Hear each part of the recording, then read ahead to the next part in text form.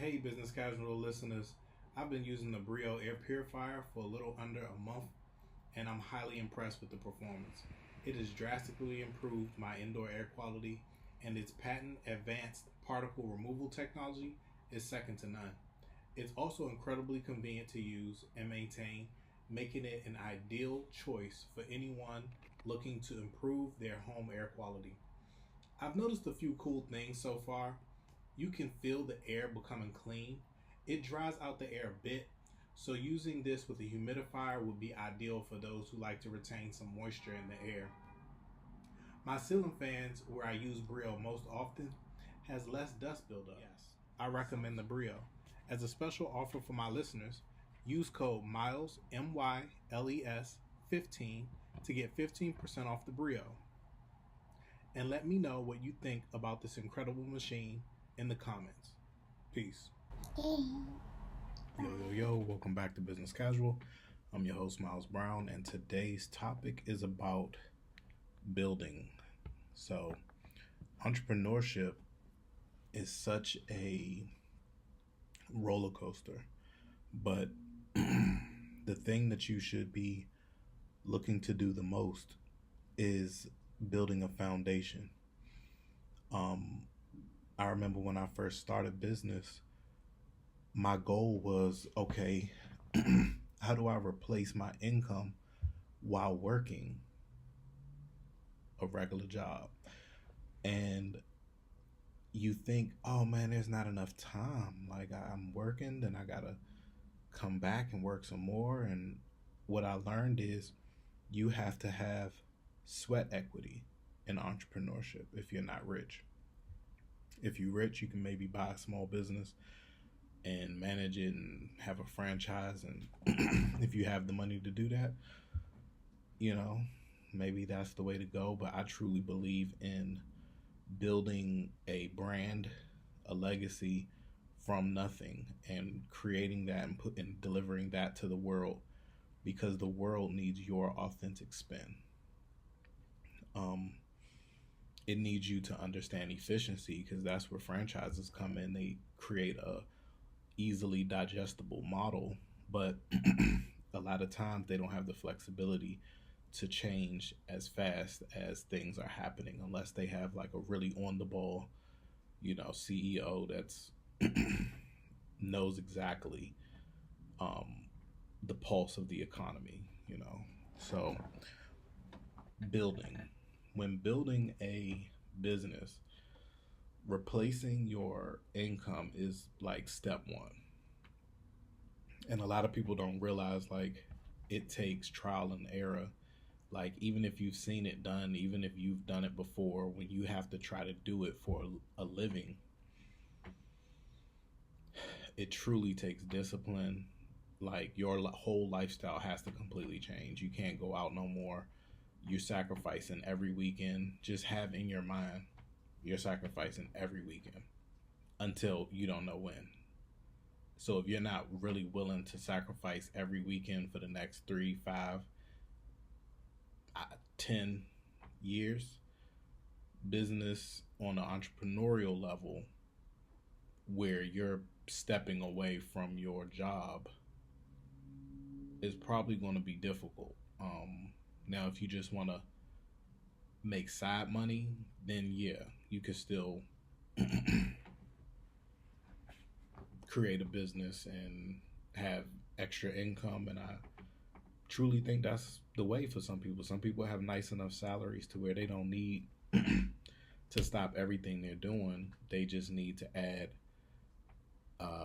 something here or there to like build, because their foundation may be their career.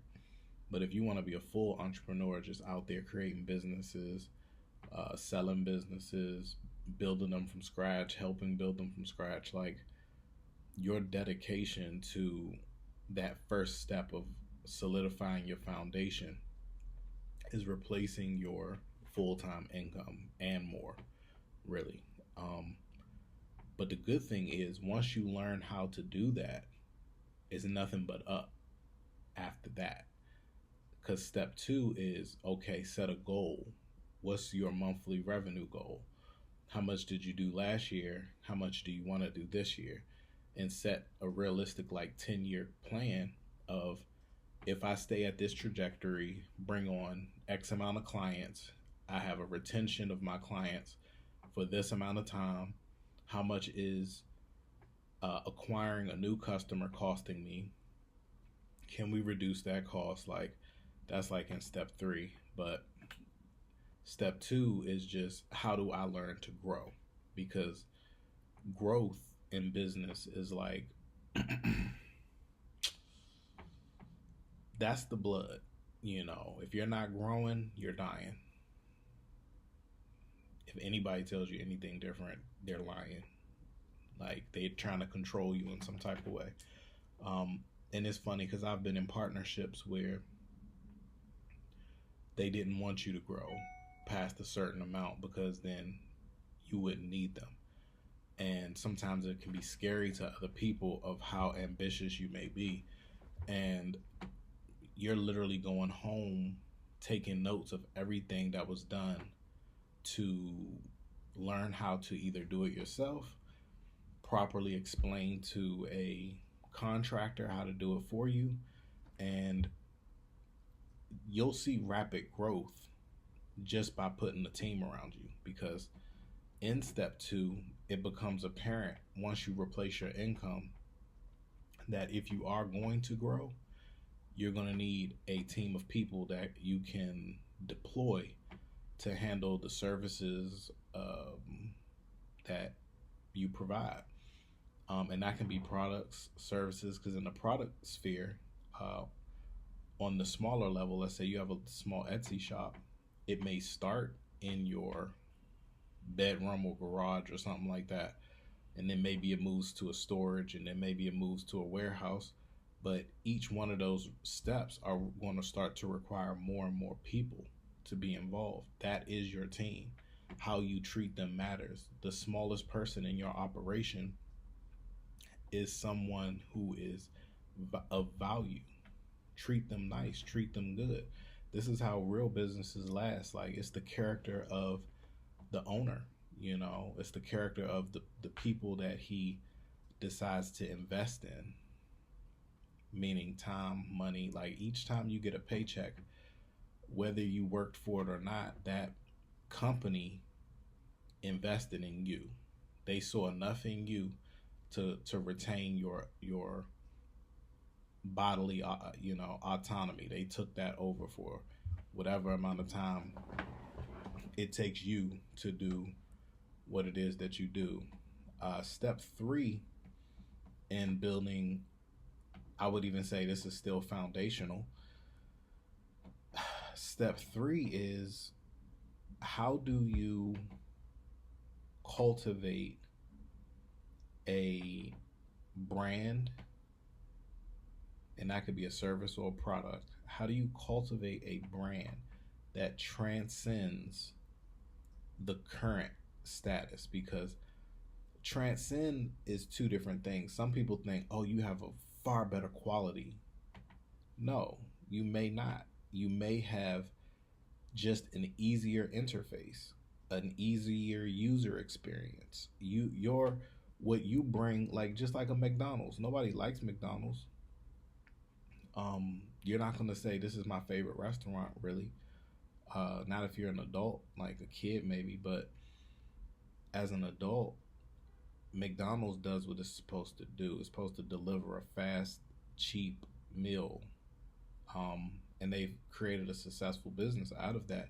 They're not the best, but they do something the best, which is be convenient. If all you can add to your customers is more convenience for them, then you're like a 7-Eleven. You're a one-stop shop for all of the quick things that I don't have time to go to Target or Walmart. Like, I'm on the road, I have to pull over, I'm going to get robbed because these prices are extremely higher than if you buy them in bulk or at a regular retail store. But that convenience is worth something. You added value, because otherwise I would be wasting time. But my time is too valuable. So I'd rather just pull over and pay extra for convenience. So, step three, I would say, encompasses brand identity. What is it? You have to, we all start off doing something that everybody does. Like, there's nothing really new under the sun. Like, even the tech guys, it's starting to be nothing really new under the sun, you know? So it's like, what do you do better? What do you bring that's different? What's unique about what you do? But it has to be something that is broad in scope at times and highly narrow. But you, as the business owner, have to develop, okay, what are we going to do like everybody else because it works?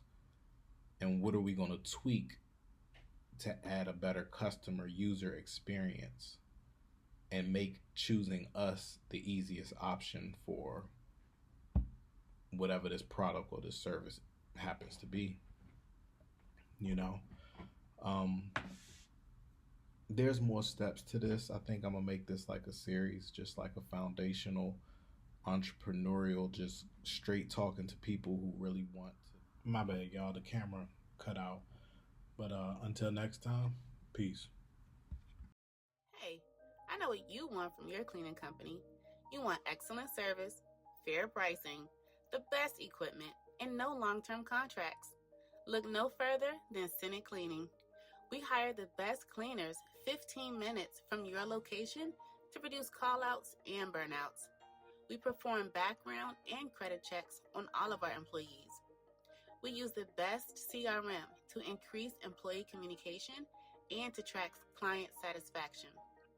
Payments are made super easy with e-pay invoices and auto-pay options.